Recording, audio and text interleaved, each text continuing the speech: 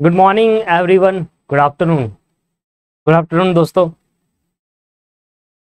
सुबह क्लास ली थी तो गुड मॉर्निंग आ रहा है मुंह पे। कैसे आप सब? बढ़िया। गुड आफ्टरनून सभी को, गुड आफ्टरनून। बहुत सही। बहुत सही है। मैं भी बढ़िया।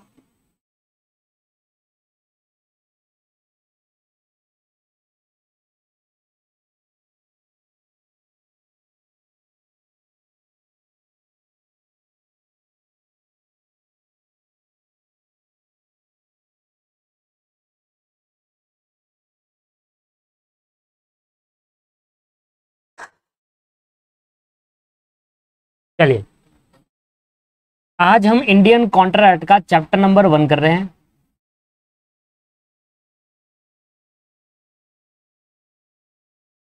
चैप्टर नंबर 1 का नाम है essential element of valid contract.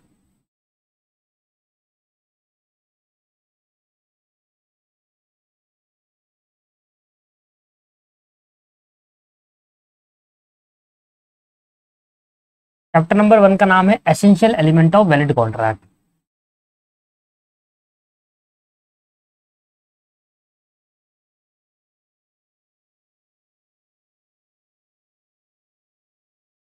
एक बार ग्रुप में मैसेज कर देना कि क्लास स्टार्ट हो गई है, जल्दी से आ जाइए।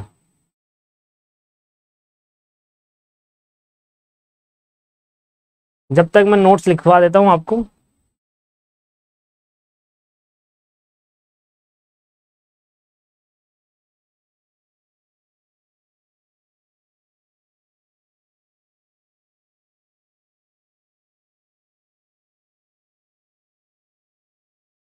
लेकिन the Indian contract act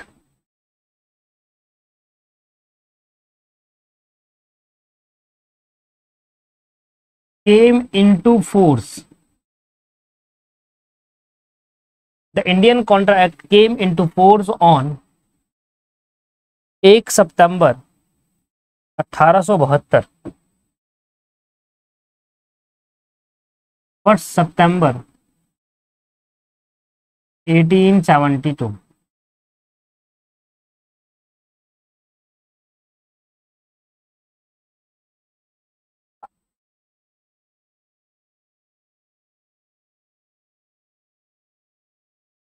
This act applicable. This act is applicable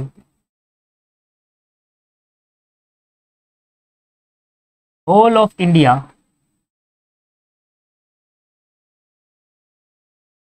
including Jammu and Kashmir. ये एक्ट होल ऑफ इंडिया में इंक्लूड होल ऑफ इंडिया में एप्लीकेबल होगा और जम्मू एंड कश्मीर के अंदर, जम्मू एंड कश्मीर भी इसके अंदर इंक्लूड रहेगा। सर नेटवर्क इशू है? नहीं, नेटवर्क बिल्कुल ठीक है।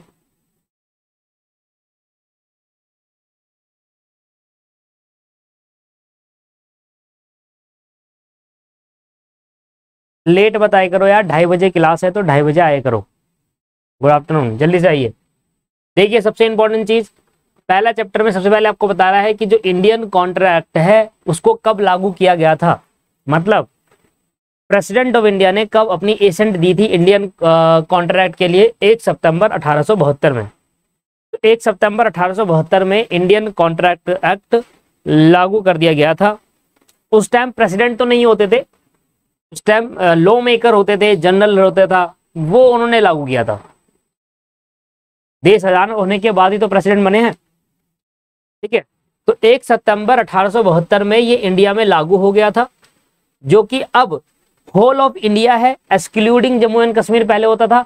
अब जम्मू एंड कश्मीर के अंदर भी ये पर्टिकुलर एक्ट एप्लीकेबल रहेगा। ठीक है जी, पहली बात आपको ये क्लियर हो गई। सबसे इंपॉर्टेंट बात जो आज की क्लास में मुझे करानी है वो है कॉन्ट्रैक्ट किसे कहते हैं। ये दिखा है ना कॉन्ट्रैक्ट, ये क्या होता है? Definition of contract.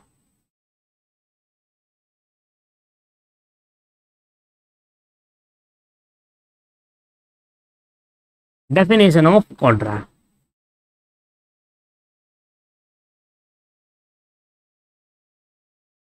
क्या होता है दोस्तों? Contract.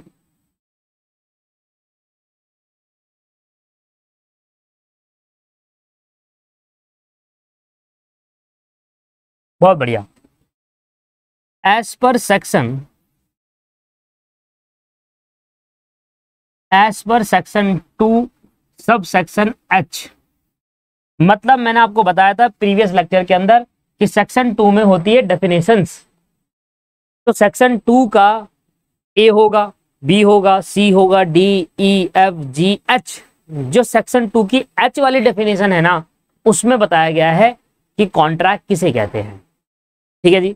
As per section 2 sub section H, क्या बोला मैंने कि सेक्शन 2 के अंदर होती है डेफिनेशंस, और सेक्शन 2 के अंदर ए बी, ए होगा, सेक्शन 2 में ए होगा, बी होगा, सी होगा, डी होगा। तो सेक्शन 2 का सब सेक्शन एच आपको बताता है कि कॉन्ट्रैक्ट किसे कहते हैं। और क्या बताया इसने? इसने बताया as per section 2 sub section H of Indian contract. तो भाई किसका सेक्शन है ये? इंडियन कॉन्ट्रैक्ट एक्ट का। इंडियन कॉन्ट्रैक्ट एक्ट का सेक्शन 2 सब सेक्शन एच हमें बताता है an agreement, an agreement which is enforceable by law, an agreement which is enforceable by law is known as agreement, is known as contract। क्या बोला? an agreement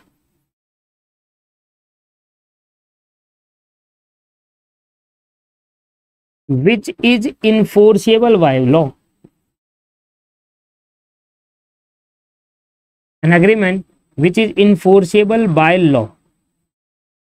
ऐसा agreement जो law द्वारा enforceable किया जाता है उसको हम क्या कहते हैं?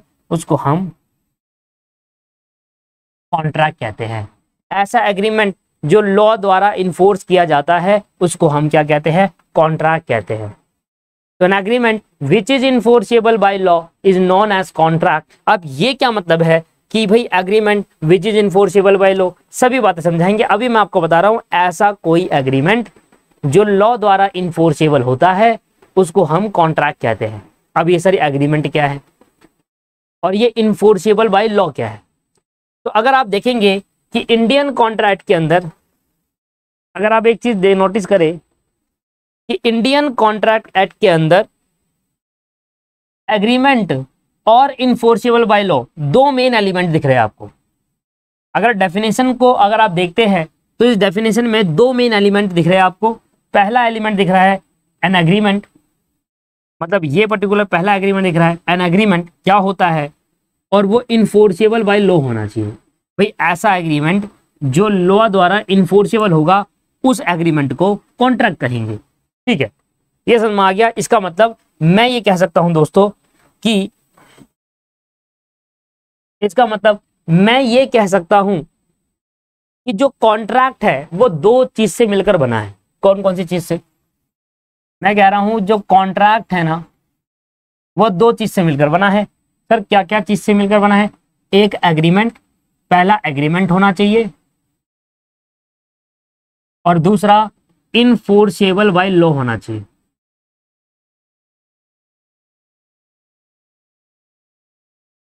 पहला एग्रीमेंट होना चाहिए और दूसरा इनफोर्सेबल बाय लॉ होना चाहिए।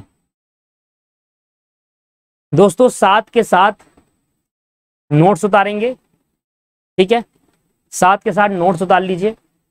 इन एंड अगर आप कहते हो कि नहीं नोट्स नहीं उतारना तो मैं आपको नोट्स पीडीएफ फॉर्मेट में भी दे दूंगा, कोई दिक्कत वाली बात नहीं है, आपकी मर्जी है।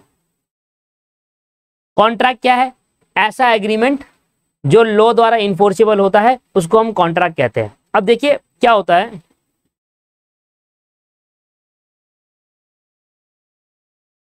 कि एग्रीमेंट क्या है। एग्रीमेंट मैं कह रहा हूं एग्रीमेंट क्या है? एग्रीमेंट क्या है? मेरे और आपके बीच में एक एग्रीमेंट है कि आपने मुझे फीस दी, उसके लिए मैं आपको एक कोर्स कराऊंगा पूरा का पूरा, हमारे बीच का ये एग्रीमेंट हो गया।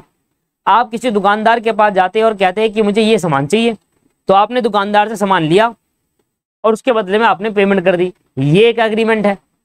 तो भाई ऐसा एग्रीमेंट, एग्रीमेंट बेसिकली क्या है? म्यूचुअल अंडरस्टैंडिंग है दो लोगों के बीच की। मुझे ये सामान चाहिए उसको बेचना है, मुझे चाहिए। अब एक क्वेश्चन कह रहा है कि मैं अपनी कार बेचना चाहता हूँ, दूसरा कह रहा है हाँ मैं कार खरीदना चाहता हूँ, तो उनके बीच में क्या बनेगा? कार बेचने खरीदने का एग्रीमेंट। समझ में आ गया? ठीक है, नॉर्मल अभी डिटेल में आऊंगा, धीरे धीरे है, अभी डिटेल में आ रहा हूँ, सारी चीजें डिटेल में होगी, अभी तो बस बेसिक है, ये बिल्कुल बेसिक से स्टार्ट कर रहा हूँ, बिल्कुल बेसिक से। आइए, पहले लिखूंगा meaning of enforceable by law. Meaning of enforceable by law. Meaning of enforceable by law. अब ये इनफोर्सेबल बाय लॉ क्या होता है, इसके बारे में लिख लीजिए थोड़ा। आज बेसिक की क्लास है, इसलिए मैं थोड़ी नोटिंग कर रहा हूँ। नेक्स्ट क्लास में पीडीएफ खोलकर नोटिंग कम हो जाएगी और समझाना ज्यादा रह जाएगा, तो वो बढ़िया हो जाएगा। सर नेटवर्क इशू हो रहा है भाई, वो सिर्फ आपका ही हो रहा है, मेरा नहीं हो रहा।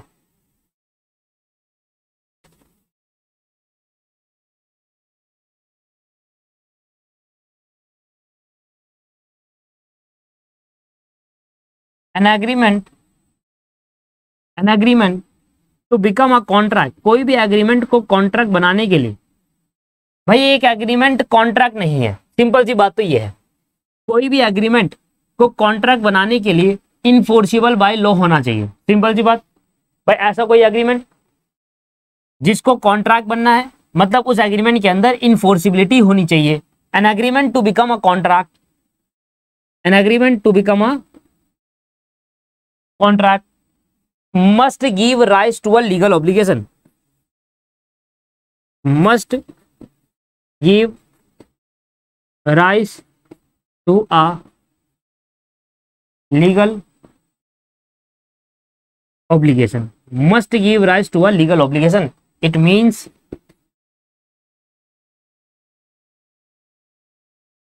duty, it means duty।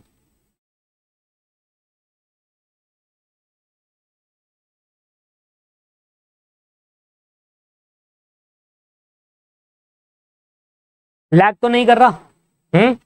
Lag नहीं कर रहा ना? नहीं कर रहा, हर्ष आपका ही कर रहा है भाई।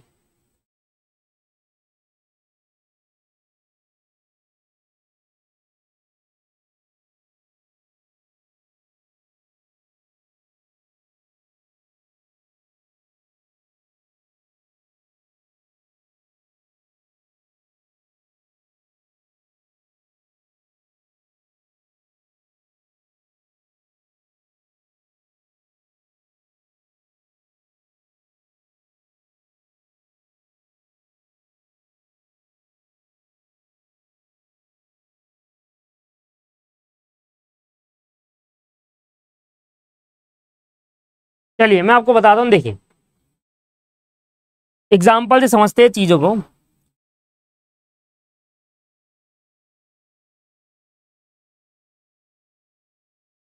एग्जाम्पल समझते हैं। मान लो निशांत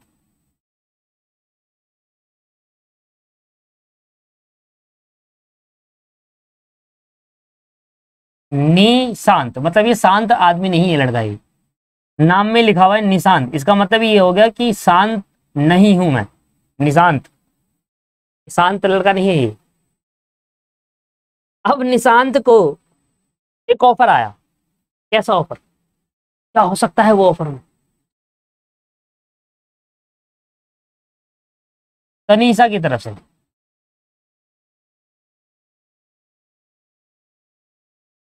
देखिए कहीं ना कहीं कुछ ना कुछ तो मिल ही रहा है। क्या मिल रहा है? देखो यहां पर भी एन आई है, यहां पर भी एन आई है, यहां पर एस एच ए है, यहां पर भी एस एच ए है।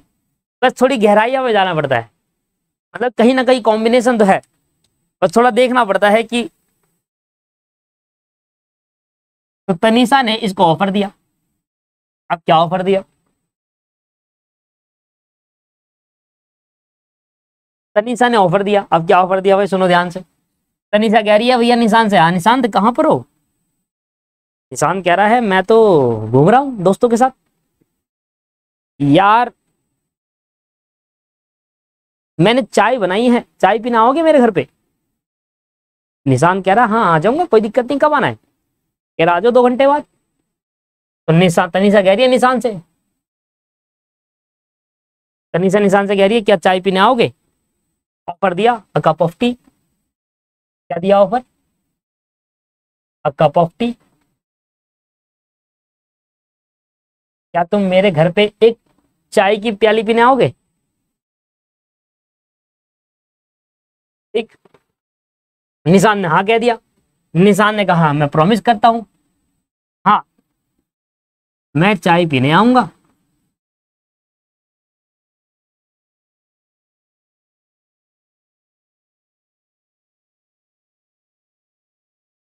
अब तनीषा, 2 घंटे हो गए, तनीषा चाय बना दी, तनीषा ने बढ़िया चाय वाय बनाई। अब वो इंतजार कर रही है निशांत का कि निशांत आएगा, साथ मिलकर पियेंगे। अब तनीषा वेट कर रही है कि कब निशांत आएगा और कब हम चाय की प्याली चुस्की मारेंगे, मतलब पकौड़े के साथ। और इसका वसंत तो चल ही रहा है। तो तनीषा कह रही है भैया वेटिंग फॉर निशांत। देख लो तुम, हालत देख लो तुम, तो लड़की वेट कर रही है लड़के का। अब निशांत कहाँ था? अपने दोस्तों के साथ। अभी अपने दोस्तों को समझाने की कोशिश कर रहा है, यार तनीषा ने बुलाया चाय पीने के लिए। ये अपने दोस्तों को अब बता रहा है, अबे दोस्त कह रहा है अबे जा, लड़कियों के पीछे भागता है, दोस्त को छोड़ रहा है तू लड़की के चक्कर में, दोस्त को। अबे जा, बताइए कल से हमारे साथ, चलो चल निकल। अब ये कह रहा भाई क्या करूं, अब ये फंस गया, अब निशान फंस गया। कह रहा भाई ये क्या करूं, अब मैंने तो गलत बताया इनको। अब ये और चौड़े हो गए, ये कह रहा है भाई जा, या तो तू आज हमारे साथ रहेगा या तो चाय पीने जाएगा, भाई देख ले अब तू क्या करना चाहता है। अब क्या ही करता बेचारा, अब दोस्तों के साथ तो ये जा नहीं पाया। और तनीषा वेट करते रहेगी, तनीषा का मुंह पता है लाल हो गया। अब तनीषा कह रही दिमाग खराब हो चुका है मेरा। तनीषा का मुंह ऐसा हो गया, तनीषा कह रही दिमाग खराब हो गया मेरा।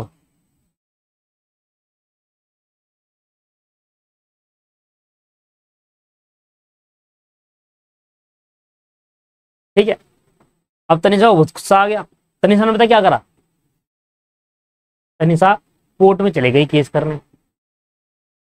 तनीषा ने मिसाल को, निशांत को फोन करा और कहा अगर तुम नहीं आया ना, तो वो गया ही नहीं एक्चुअल में, वो नहीं आया। अब तनीषा को गुस्सा आ गया। तनीषा कह रही है भाई अब तू नहीं आया ना, अब तेरे पे कोर्ट केस करूंगी। तूने प्रॉमिस किया था हाँ मैं आऊंगा, मैंने ऑफर दिया था, तूने प्रॉमिस किया हाँ मैं आऊंगा, तू नहीं आया, मैं जा रहा हूँ कोर्ट में, जा रही हूँ कोर्ट में केस करने। इसने कोर्ट पे चले गई केस करने। कहने लगी जज साहब, कोर्ट में केस करने को कहते हैं प्यार से स्यू। क्या बोलते हैं? स्यू कहते हैं, स्यू। कोर्ट में केस करने को क्या कहते हैं? स्यू कहते हैं। ठीक है। अभी कह रही मैं तो कोर्ट में केस करूंगी। अब निशान कह रहा है कर ले भाई, क्या कर सकते हो, कोर्ट में केस कर ले। अब जज साहब ने बुलाया इसको, हाँ भाई तनीषा बेटा क्या हो गया आपको, क्या प्रॉब्लम है? तनीषा ने अपनी कहानी बताई कि निशांत को मैंने फोन किया था चाय पीने के लिए, वो अपने दोस्तों के साथ घूम रहा था। अब मैं वेट करती रह गई, चाय मेरी ठंडी होती गई और इसके चक्कर में मैंने भी चाय नहीं पड़ी। तो भैया ये इसने तो पूरा हमारा एग्रीमेंट ही तोड़ दिया। मैंने इसको बुलाया था, मैंने इसको ऑफर दिया क्या तुम चाय पियोगे, इसने हाँ भी भरी, इसने एक्सेप्टेंस करी। मतलब क्या बेसिकली यहाँ पर क्या हुआ कि यहाँ पर एक पर्सन तो ऑफर दे रहा है और दूसरा पर्सन उसको एक्सेप्ट कर रहा है, राइट। एक पर्सन तो ऑफर दे रहा है और दूसरा पर्सन उसको एक्सेप्ट कर रहा है। तनीषा कह रही चाय पीने आओगे, ऑफर दिया। निशांत कह रहा हाँ मैं चाय पीने आऊंगा, मैं प्रॉमिस कर रहा हूं। तो ऑफर एंड एक्सेप्टेंस हो गई, और जहां ऑफर एंड एक्सेप्टेंस हो जाती है वहां पर एग्रीमेंट बन जाता है। अच्छा ये होता है क्या एग्रीमेंट? हाँ जी। तो एग्रीमेंट क्या है दोस्तों? एग्रीमेंट क्या है? एग्रीमेंट है offer plus acceptance, offer plus acceptance. Agreement क्या है दोस्तों? Offer plus acceptance. तो अब मुझे बताओ क्या तनीषा निशांत पर कोर्ट के केस कर सकती है? वो चाय पीने नहीं आया इसके बदले में, बताइए। आपसे मैं क्वेश्चन पूछ रहा हूं, क्या तनीषा निशांत के ऊपर कोर्ट केस कर सकती है? स्यू का मतलब होता है केस करना, ठीक है ना। केस कर सकती है या नहीं कर सकती? नहीं कर सकती। बच्चे कह रहे, तनिषा कह रही दिमाग खराब हुआ है मैं तो करूंगी, यस कह रही है वो कमेंट में, कह रही मेरा दिमाग खराब हुआ मैं तो करूंगी भाई, मैं नहीं जानती कुछ, चाय पीने कैसे नहीं आया साला, मैं करूंगी। अब तनिषा थोड़ी भावनाओं में है, तो इसको थोड़ा साइड कर देते हैं, भावनाओं में बह गई, चाय ठंडी रहेगी, खुद भी नहीं पी। और बाकी बच्चे बताएंगे, तनिषा की बात नहीं कर रहा मैं, तनिषा नहीं बताएगी, बस वो भावनाओं में है। बाकी बच्चे बताएंगे क्या तनिषा कोर्ट केस कर सकती है एक चाय पीने नहीं आया तो? नहीं कर सकती, सिंपल सी बात है यार, ऐसी चीज में कौन केट केस करता है? जज साहब के पास जाएगी, जज साहब से बोलेगी जज साहब मैंने निशांत को बोला था कि चाय पीना चाहिए मेरे घर पे, उसने कहा हाँ मैं आ जाऊंगा, फिर नहीं आया, बताओ जज साहब, देखो हालत देख रहे हो आप, हालत देख रहे हो, लड़की को ठुकरा रहा है, बताओ सर, जज साहब जेल में डालो उसको। जज साहब कह रहे तू इधर इधर इधर, क्या हुआ जज साहब, यहीं से बोलो ना, तू इधर आ, तो पहले देखा यहाँ इधर, दोबारा अगर बोल के ना तू और आएगा यहाँ पर कोर्ट में कदम रख लिया तो ये बंद कर दूंगा जेल में। ये क्या ड्रामा चल रहा है? ये चाय पीने नहीं आया तो केस करने आ गए तुम यहाँ पर, क्या चल रहा है? देखिए निशांत नहीं गया, ठीक है, निशांत नहीं गया और तनिषा इस पे कोर्ट केस नहीं कर सकती, क्योंकि ये चीज एक कमर्शियल नेचर का नहीं है। क्या नेचर का नहीं है? कमर्शियल नेचर का नहीं है। क्या नहीं है दोस्तों? ये कमर्शियल नेचर का नहीं है, कमर्शियल नेचर का नहीं है। एग्रीमेंट किस नेचर का नहीं है दोस्त? कमर्शियल नेचर का नहीं है। सिमिलरली मैं एक और एग्जांपल आपके लिए लेता हूं। मैंने आपसे कहा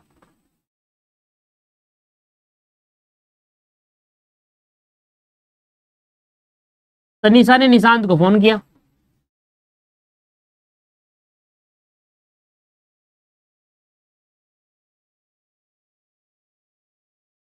तनिषा ने निशांत को फोन किया, नहीं नहीं इस बार निशांत ने किया, कह रही तनिषा, निशांत कहने लगा तनिषा वो ना यार मेरे पे एक स्कूटी पड़ी है, क्या तुम मेरी स्कूटी खरीदना चाहोगे? मेरे पे एक स्कूटी पड़ी है, क्या तुम मेरी स्कूटी खरीदना चाहोगे? तो इसने एक ऑफर दिया कि मैं अपनी स्कूटी, इसने ऑफर दिया कि मैं अपनी स्कूटी 20,000 रुपए की बेच रहा हूं। इसने ऐसा ऑफर दिया कि मैं अपनी स्कूटी 20,000 की बेच रहा हूं, तनिषा क्या तुम खरीदना चाहोगे? उसने कहा हाँ मैं खरीदना चाहूंगी। अब तनिषा कह रही है हाँ मैं आपकी स्कूटी खरीदने के लिए तैयार हूं। इसने एक्सेप्टेंस कर ली, इसने ऑफर को क्या कर लिया दोस्त? एक्सेप्ट कर लिया। हाँ मैं स्कूटी खरीद लूंगी।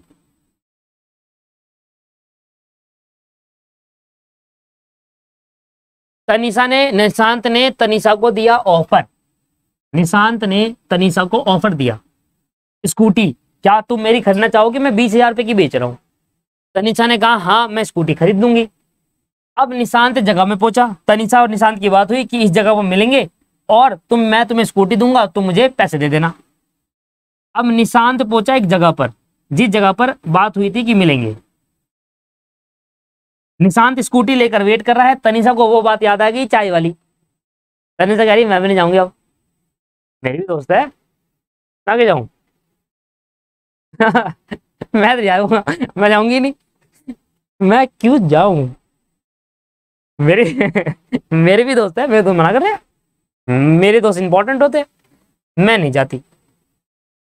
और तनिषा नहीं आई।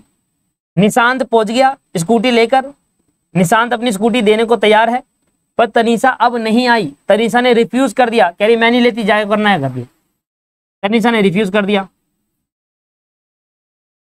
अब निशांत की ड्यूटी क्या थी? मुझे बताओ, निशांत की ड्यूटी क्या थी? कि वो स्कूटी लेकर उस जगह पर पहुंचेगा जिस जगह पर बात हुई है। क्या निशांत ने अपनी ड्यूटी पूरी कर दी? क्या निशांत ने अपनी ड्यूटी पूरी कर दी? हाँ सर पूरी कर दी। अब निशांत ने अपनी ड्यूटी पूरी कर दी, इसको बोलते हैं ऑब्लिगेशन। ड्यूटी को क्या कहते हैं? ऑब्लिगेशन। निशांत ने अपनी ऑब्लिगेशन कंप्लीट कर ली है, इसने अपनी तरफ से अपना काम कर दिया है। अब तनिषा आई नहीं है, तनिषा कह रही है मैं नहीं लूंगी। पहले तनिषा ने एक्सेप्टेंस दी, निशांत स्कूटी लेकर आ गया, अब वो मना करने लगी मैं पैसे नहीं दूंगी। तनिषा आई भागते हुए, निशान के दो पीछे घुसड़ मारे धट धट ऐसे करके, निशान गिर गया, स्कूटी पकड़ी और निकल गई, कह रही पैसे नहीं देती, जाकर करना कर लियो। और थोड़ा सा आगे गई, ऐसे स्कूटी चला के करके थोड़ा सा आगे गई, वो उतरी, फिर भाग कर आई, 2 लात मारी ऐसे तेरी, ऐसे करके 2 लात मारी, फिर स्कूटी पकड़ी और चले गई। हमसे मिलने नहीं आएगा है, चाय बना के रखी थी मैं, तेरे चक्कर में नहीं मिली, हमसे 2 लात और मारी और चले गए। अब दिमाग खराब हो गया निशान का, कर अभी गई, अभी गई। अब निशान कह रहा है अब मैं केस कर दूंगा कोर्ट में, कोर्ट में निशान ने केस कर देगा। तो क्या निशांत कोर्ट में केस कर सकता है, बताओ जरा। अब इस वाले के एग्जांपल के अंदर बताइए, क्या निशांत कोर्ट पे केस कर सकता है? केस कर सकता है।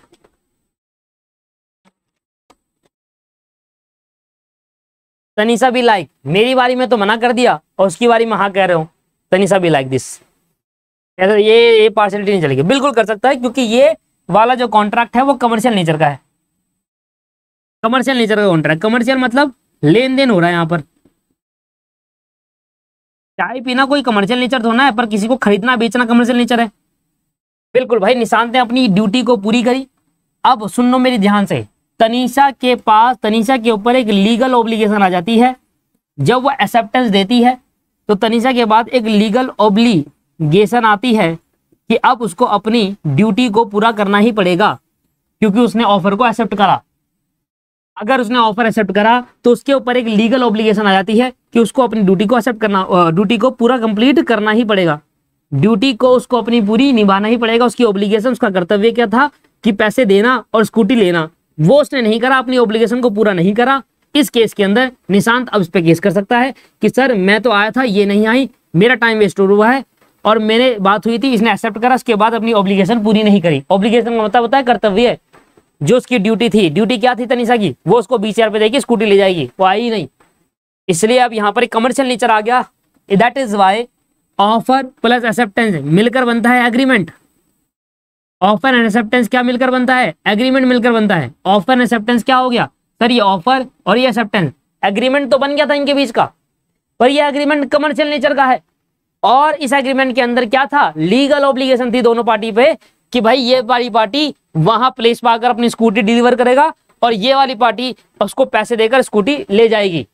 पर एक पार्टी ने अपना ऑब्लिगेशन तो पूरा करा, पर दूसरी पार्टी ने नहीं करा। जब एक पार्टी अपनी ऑब्लिगेशन पूरा करता है पर दूसरी पार्टी अपनी ऑब्लिगेशन पूरे नहीं करती, तो अब एक पार्टी के ऊपर पावर आ जाती है कि वो उस पर केस कर सकता है कि उसने तो अपना काम करा पर दूसरे ने नहीं करा। तो जब एग्रीमेंट के ऊपर ऐसी पावर आ जाए केस करने की, that is called enforceability by law. उसी को क्या कहते हैं? इनफोर्सिबिलिटी बाय लॉ। बट यहां पर ऐसी पावर नहीं थी इस केस के अंदर। चाय पीना कोई कमर्शियल नेचर का नहीं है दोस्तों। चाय नहीं पी तो केस कर दूंगा, ऐसा थोड़ा ना होता है। बर्थडे पे नहीं आया तो केस कर दूंगा, ऐसा थोड़ा ना होता है। बर्थडे केक नहीं दिया, मैं पैसे पे कर चुका था, बर्थडे केक तूने क्यों नहीं दिया, अब मैं तेरे पे केस कर दूंगा, समझ में आ रहा है? मैं दुकान पे गया, मैंने पेट्रोल डलवाना था, पेट्रोल डाल दिया, उसने मुझे पेट्रोल डाल दिया और मैं उसको पैसे नहीं दे रहा, अब वो मेरे पे केस कर सकता है। जहां पर कमर्शियल नेचर के आते हैं चीजें, जहां कमर्शियल नेचर की आती है, वहां पर ऑटोमेटिकली आपके पास एक पावर आ जाती है कि अगर इसने ये एग्रीमेंट पूरा नहीं करा तो मेरे पास ऐसी पावर है कि मैं उसको उसके ऊपर केस कर सकूं। समझ में आ रहा है? आपने मुझे पैसे दिए, मैंने आपको नहीं पढ़ाया, आप मेरे पे केस कर सकते हैं, आप अपने पैसे की डिमांड कर सकते हैं, आप रिफंड के लिए डिमांड कर सकते हैं। समझ में आ रहा है? हमने इंस्टीट्यूट को पैसे दिए, इंस्टीट्यूट ने एग्जाम कंडक्ट नहीं करवाया, बिना किसी वजह से हम इंस्टीट्यूट पे केस कर सकते हैं। कमर्शियल नेचर का एग्रीमेंट है यहाँ पर, ठीक है? तो यहां पर जहां कमर्शियल नेचर का एग्रीमेंट होता है और वहां पर जब पावर होती है कि यार अगर ये एग्रीमेंट पूरा नहीं करता, ये एग्रीमेंट को नहीं, एक्सेप्टेंस जो इसने दी थी, इसने अपने एग्रीमेंट को नहीं निभाया, पूरा नहीं करे अपनी ऑब्लिगेशन, तो अगली पार्टी केस कर देगी। अगर अगली पार्टी ऑब्लिगेशन पूरा कर रही है तो दैट इज कॉल्ड, जहां पर केस करने की पावर आ जाती है उसको इनफोर्सिबिलिटी कहा जाता है। क्या कहा जाता है? इनफोर्सिबिलिटी। तो दोस्तों ये भी एक एग्रीमेंट था। देखो यहां पर भी एक्सेप्टेंस हुई है, यहां पर भी तो एक्सेप्टेंस हुई है, यहां एग्रीमेंट है, दोनों पार्टी ने ऑफर, एक पार्टी ने ऑफर दिया और दूसरी पार्टी ने उसको हामी भरी, एक्सेप्टेंस दी, ये एग्रीमेंट है। पर इस एग्रीमेंट में इनफोर्सिबिलिटी नहीं है। इनफोर्सिबिलिटी का मतलब क्या है? अगर एक पार्टी अपनी ऑब्लिगेशन पूरा नहीं करती तो उस केस के अंदर दूसरी पार्टी उस पर केस नहीं कर सकती। इसको बोलते हैं इनफोर्सिबिलिटी नहीं है। अगर एग्रीमेंट है, इनफोर्सिबिलिटी नहीं है, तो फिर कॉन्ट्रैक्ट नहीं है।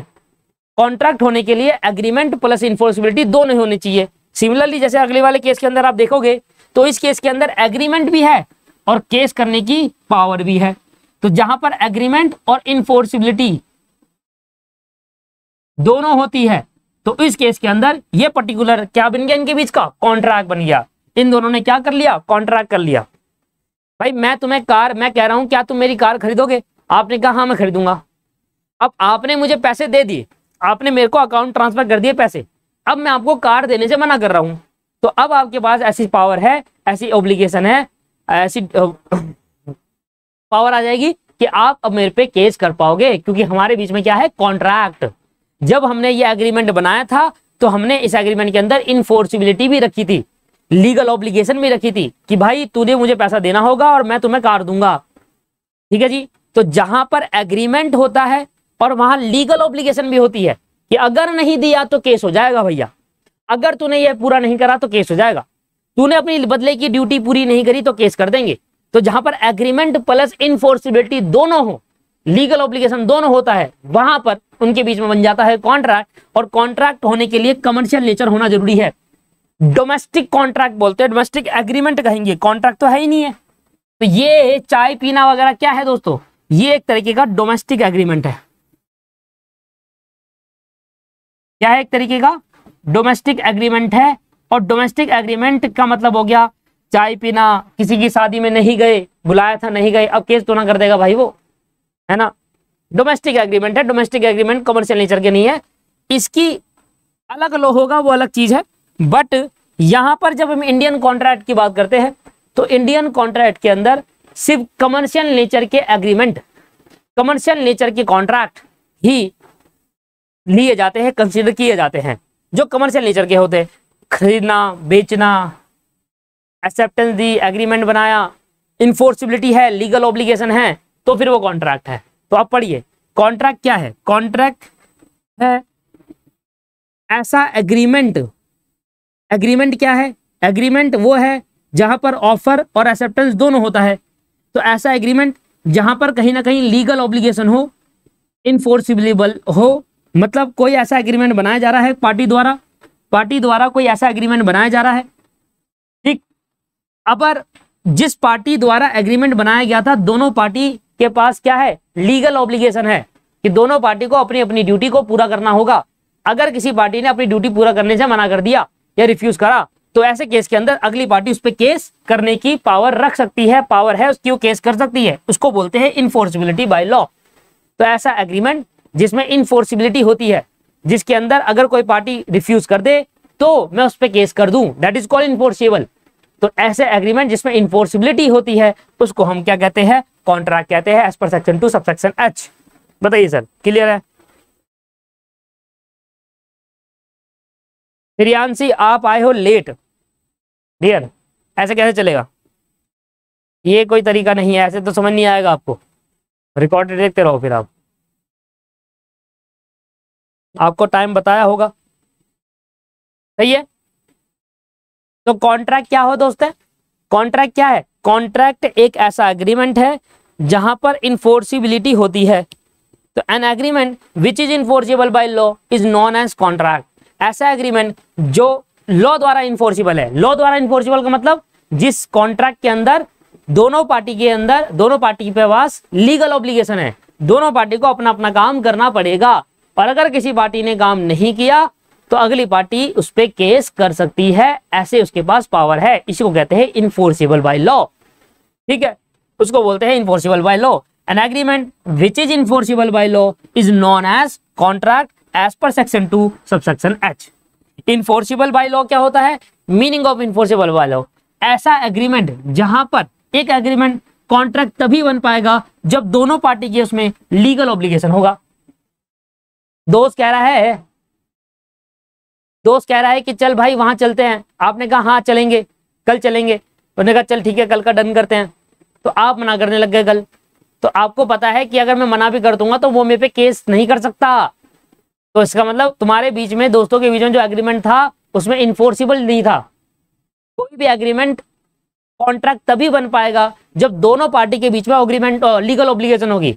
मतलब दोनों पार्टी के बीच में कहीं ना कहीं डर होना चाहिए कि अगर मैंने ये कॉन्ट्रैक्ट, ये एग्रीमेंट अपना पूरा नहीं करा तो अगली पार्टी मेरे पे केस कर सकती है। आप कोई लैंड खरीदते हैं, लैंड, ठीक है, आपने अपनी जमीन दी, जमीन बेचना चाहते हैं, सुनिए ध्यान से, आप अपनी जमीन बेचना चाहते हैं, मैं हूं बायर, खरीदने वाला, आपने कहा मैं अपनी जमीन बेचूंगा 10 लाख रुपए की, मैंने कहा ठीक है 3 महीने के अंदर मैं पैसा दूंगा। अब 3 महीने के अंदर मैं पैसा देता गया, इन एंड जब मैंने आपको पूरे पैसे दे दिए तो आप कह रहे हो अब मैं जमीन नहीं बेचूंगा पैसे लेने के बाद। तो आप उस जमीन, जो बेचने वाला उसको पता है ना कि अगर मैं जमीन नहीं दूंगा तो मेरे पे केस कर देगा, पता है या नहीं पता? अगर मैं जमीन नहीं बेचूंगा तो मेरे पे केस कर देगा, और वो जमीन बेच रहा अगर मैं पैसे नहीं दूंगा तो मुझे भी पता है वो आप मुझ पे केस कर दोगे, राइट। तो दोनों पार्टी को पता है कि मैं ऐसे एग्रीमेंट में जुड़ा हुआ हूं जहां पर अगर मैंने एग्रीमेंट तोड़ा तो वो अगली पार्टी केस कर सकती है, और अगली पार्टी ने तोड़ा तो मैं उस पर केस कर सकता हूं, ऐसी पावर है दोनों पार्टी पास। तो वो चीज होती है उस एग्रीमेंट में इन्फोर्सिबिलिटी होती है, जहां पर केस करने की दोनों पार्टी के पास पावर होती है, that is called enforceable by law. तो ऐसा एग्रीमेंट जहां पर दोनों पार्टी के बीच में इन्फोर्सिबिलिटी हो, लीगल ऑब्लिगेशन हो कि करना ही पड़ेगा, ऐसे agreement which is enforceable by law, that is known as contract, इसको कॉन्ट्रैक्ट कहेंगे। बताइए सर समझ में आया नहीं आया? क्लियर हुआ? कॉन्ट्रैक्ट की डेफिनेशन क्लियर हो गई आपको?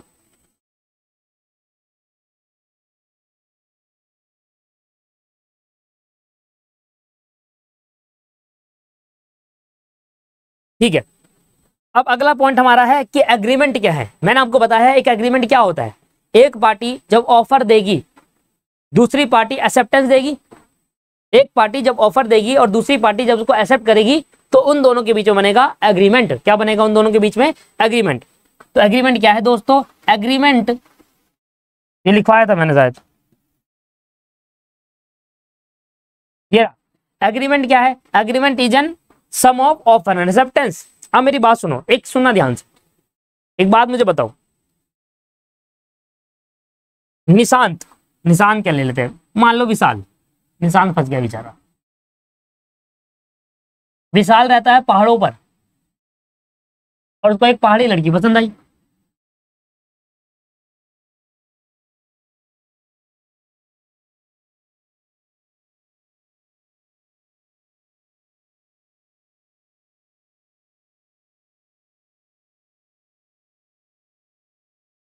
विशाल रहता है पहाड़ों पर, उसको पहाड़ी लड़की पसंद आई।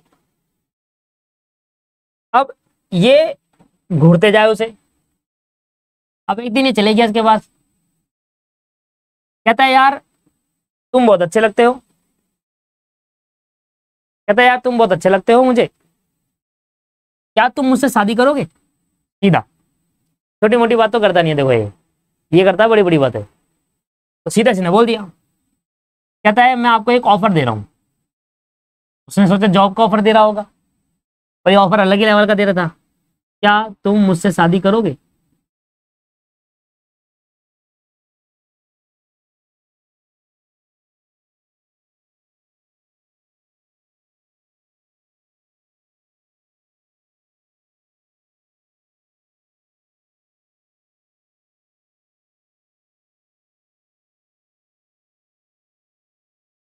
इसने ऑफर दिया।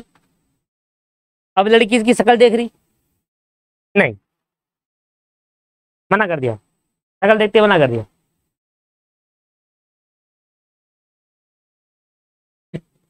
नहीं नहीं वो बात है ही नहीं जी वो अंदर से फील ही नहीं आ रहा वो बात है ही नहीं। ठीक है, अब विशाल कह रहा अच्छा बेइज्जती, विशाल कह रहा अच्छा बेइज्जती, विशाल कह रहा मेरी सरकारी नौकरी है। लड़की चट दरी हाँ बोल दिया उसने, कह रही हाँ हाँ तुम तो मतलब मेरे सपने में तुम ही आते थे। इसने कहा मेरी सरकारी नौकरी है और मैं दहेज भी नहीं लूंगा। इसने कहा मेरी सरकारी नौकरी है और मैं दहेज भी नहीं लूंगा, चट दरी हाँ कर दिया उसने। कहा ठीक है। अब एक बात मुझे बताओ, यहां पर पहले क्या है? एक बात मुझे बताओ पहले क्या है यहाँ पर, ऑफर है या एक्सेप्टेंस है? इसने एक्सेप्ट करा, इसने एक्सेप्टेंस दे दी। अब मुझे बताओ पहले ऑफर दिया जाता है या एक्सेप्टेंस दी जाती है? बाकी की बात तो बाद में होगी, पहले ऑफर दिया जाएगा ना। तनीषा सही कह रहे हो ना, तनीषा कह रही है हाँ सर मैं तो इसमें मतलब माहिर हूँ, मुझे बहुत ऑफर दिए गए हैं। अब तनीषा कह रही है हाँ हाँ सर ऑफर पहले दिया जाता है, और मैं एक्सेप्ट करती नहीं जी, मैं ऐसे देखो ब्लॉक कर देती हूँ।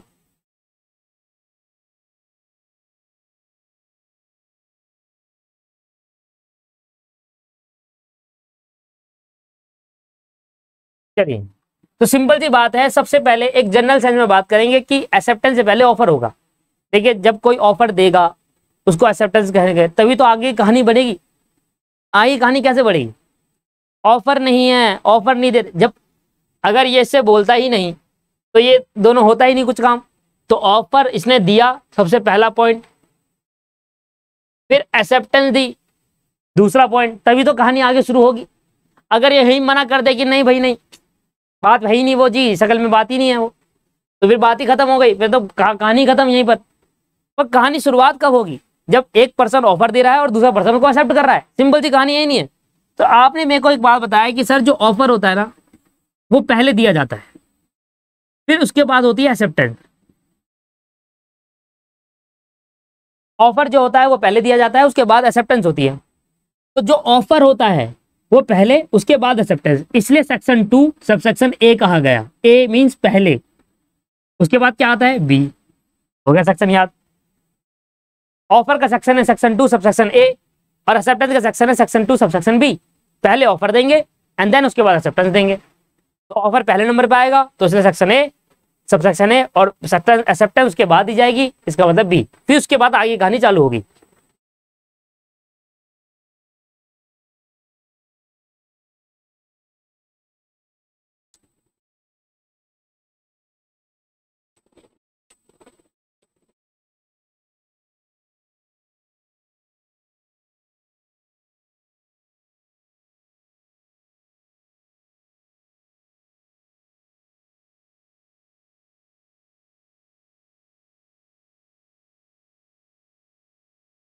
सही है जी।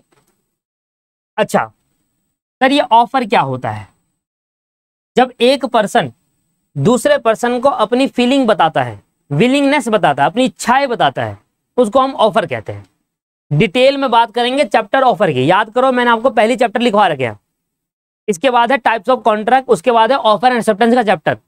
तो एक्चुअल डेफिनेशन तो ऑफर एंड एक्सेप्टेंस के चैप्टर में सीखेंगे दोस्तों, पर अभी मैं आपको एक हिंट दे देता हूं कि बेसिकली ऑफर एंड एक्सेप्टेंस क्या होते हैं। देखिए ऑफर की बात करूं तो ऑफर क्या है?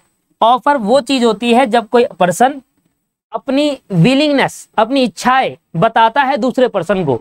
तो जो विलिंगनेस है, जो इच्छा है, वो ऑफर है। सिंपल है ना? तो what is the meaning of offer? Offer क्या है? और ऑफर को दोस्तों प्यार से प्रपोजल कहते हैं। अभी तो प्रपोज डे आता है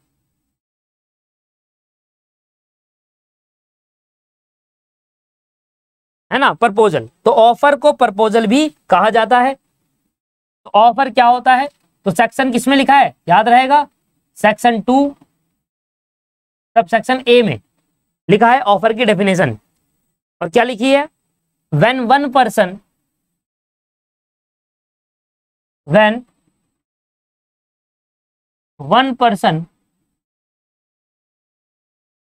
signify when one person signifies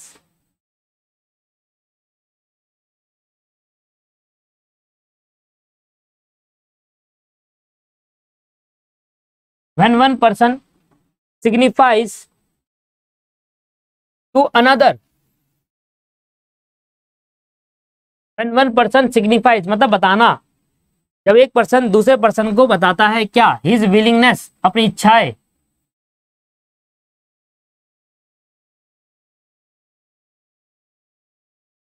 when one person signifies to another his willingness to do or not to do something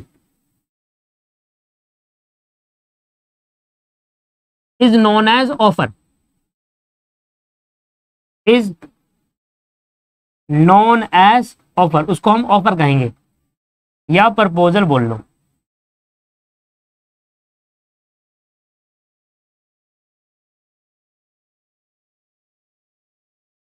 मतलब जब एक पर्सन अपनी इच्छा दूसरे पर्सन को बताता है, हो सकता है वो किसी चीज को करने के लिए बोल रहा हो सकता है वो किसी चीज को ना करने के लिए बोल रहा हो, तो हम उसको कह रहे हैं क्या है, ये ऑफर है। फॉर एग्जाम्पल, मैंने उससे आपसे कहा, मान लीजिए आप रास्ते में जा रहे थे, ठीक है, और आपको किसी ने, बाइक में जा रहे थे और एक गाड़ी वाले ने आपको बाइक से पीछे से ठोक दिया और आप गिर गए। सुनना ध्यान से, इंपॉर्टेंट है। आप बाइक में जा रहे थे, गाड़ी वाला पीछे से आया, उसने आपको टक्कर मारी और आप गिर गए और आपको चोट लगी बहुत ज्यादा। अब आपने गाड़ी वालों को बोला कि अब मैं पुलिस केस करूंगा, एफआईआर करूंगा और कोर्ट में आपके खिलाफ केस करूंगा। गाड़ी वाला बेचारा डर गया। अब गाड़ी वाला कह रहा है कि सर ऐसा करते हैं, कोर्ट करने से, केस करने से कोई बेनिफिट नहीं है, इसमें आपको कोई बेनिफिट भी नहीं होगा, उल्टा टाइम वेस्ट हो जाएगा। मैं आपकी पट्टियां, जो भी है मेरी गलती है, मैं मानता हूं अपनी गलती, मैं आपकी पट्टियां वगैरह लगा के और आपको कंपनसेशन के तौर पर आपकी बाइक ठीक करवा दे के बढ़िया से कंपनसेशन के तौर पर आपको 20,000 रुपये दे देता हूं। आप कोर्ट मत जाइए, आप केस मत करिए, पुलिस केस मत करिए, कोर्ट मत जाइए। तो जो गाड़ी वाले भैया है, उसने आपको क्या दिया, ऑफर, कि मैं आपकी पट्टियां करवाऊंगा, पूरी गाड़ी ठीक करवाऊंगा और साथ में 20,000 रुपये दूंगा, आप कोर्ट में मत जाना। तो एक गाड़ी वाले भैया ने क्या दिया, ऑफर दिया, किस को करने के लिए या ना करने के लिए, किस चीज को ना करने के लिए। That is called offer to not do something, not to do something. समझ में आया, not to do something. Vishal ने कहा कि भाई मुझे शादी करनी है, क्या तुम मुझसे शादी करोगे? क्या है शादी करना, मतलब कुछ करने की बात कर रहा है, टू डू समथिंग और नॉट टू डू समथिंग। तुम कोर्ट में मत जाओ, मैं तुम्हें 20,000 रुपये दूंगा। समझ में आ गया, नॉट टू डू समथिंग। तो ऑफर जरूरी नहीं है किसी चीज को करने के लिए दिया जाए, किसी चीज को ना करने के लिए भी ऑफर दिया जा सकता है। और ऑफर को ही क्या कहते हैं, प्रपोजल। और ऑफर क्या है, विलिंगनेस, अपनी इच्छा। एक पर्सन अपनी इच्छा दूसरे पर्सन को बताता है, उसको ऑफर कहते हैं।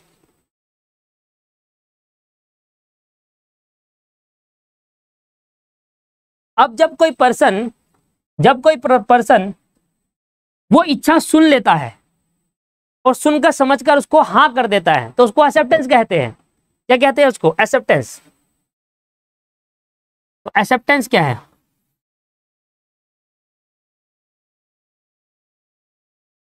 एक्सेप्टेंस क्या है, सेक्शन 2 सबसेक्शन बी क्या बोलते हैं एक्सेप्टेंस को, when two person, when the person to whom the offer is made, when the person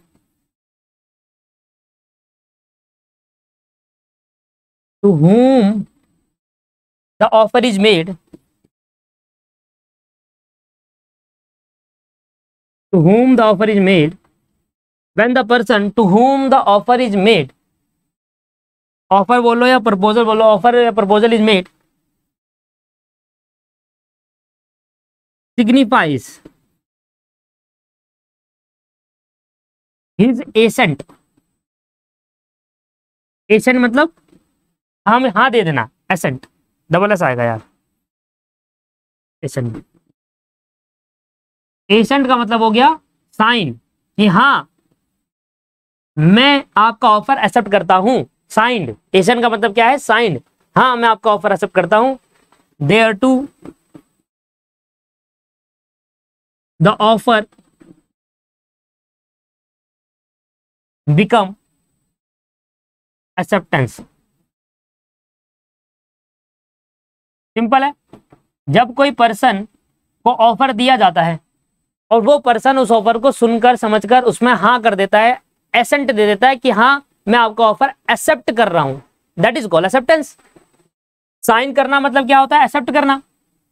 और जैसे ही उसके ऑफर को एक्सेप्ट किया तो उसको एक्सेप्टेंस कहा जाएगा। व्हेन ऑफर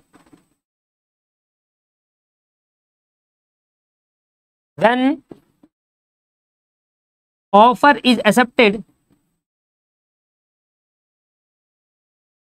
जब ऑफर एक्सेप्ट हो जाता है, इज नोन एज, उसको हम क्या कहेंगे, प्रॉमिस। और दोस्तों जब आप किसी का ऑफर एक्सेप्ट कर लोगे उसको प्रॉमिस कहा जाएगा कि हाँ आपने प्रॉमिस कर लिया कि अब आप दोनों एग्रीमेंट में आ गए।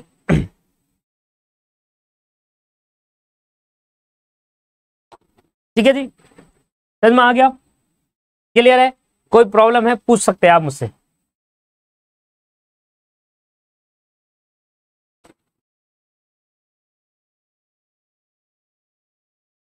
बढ़िया, सभी को क्लियर हो गया। आइए एक लास्ट बात पढ़ लेते हैं। देखिए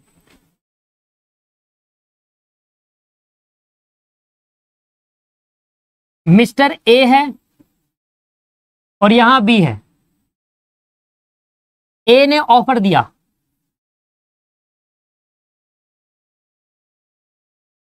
कार सेल कर रहा हूं, क्या तुम बाय करोगे 1 लाख की। अब इसने एक्सेप्टेंस दे दी, हाँ मैं आपकी कार 1 लाख में खरीदने को तैयार हूं।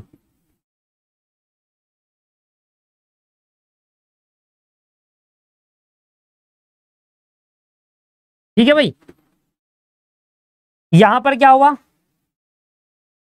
ये क्या दिया जा रहा है, ऑफर, और यहां पर क्या दिया जा रहा है, एक्सेप्टेंस। क्या बन जाएगा ये, एग्रीमेंट, सॉरी क्या बन जाएगा, एग्रीमेंट। हाँ बिल्कुल सर, ऑफर और एक्सेप्टेंस मिलकर क्या बन जाएगा सर, एग्रीमेंट बन जाएगा। अगर दोनों पार्टी में से किसी पार्टी ने रिफ्यूज करा इस एग्रीमेंट को पूरा करने के लिए तो अगली पार्टी के पास पावर आ जाएगी केस करने की। भाई ए ने कार दे दी पर उसने पैसे नहीं दिए तो वो केस कर देगा, बी ने पैसे दे दिए पर उसने कार नहीं दी, वो केस कर देगा। मतलब इनफोर्सिबिलिटी है।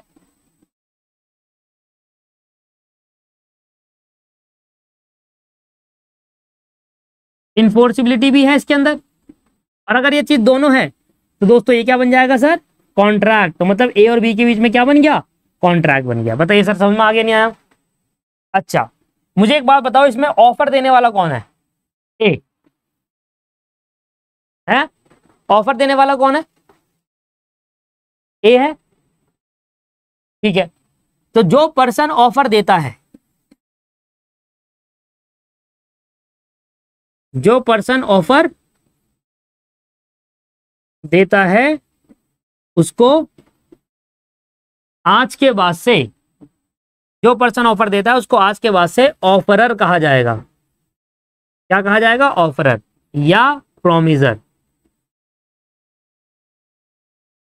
जो पर्सन ऑफर देता है उसको आज के बाद मैं ऑफरर या फिर प्रोमिजर वर्ड का नाम यूज करूंगा। समझ में आ गया? जो पर्सन ऑफर देता है उसको आज के बाद क्या बोलेंगे, ऑफरर या फिर प्रोमिजर। और जो पर्सन जिसको ऑफर दिया जाता है,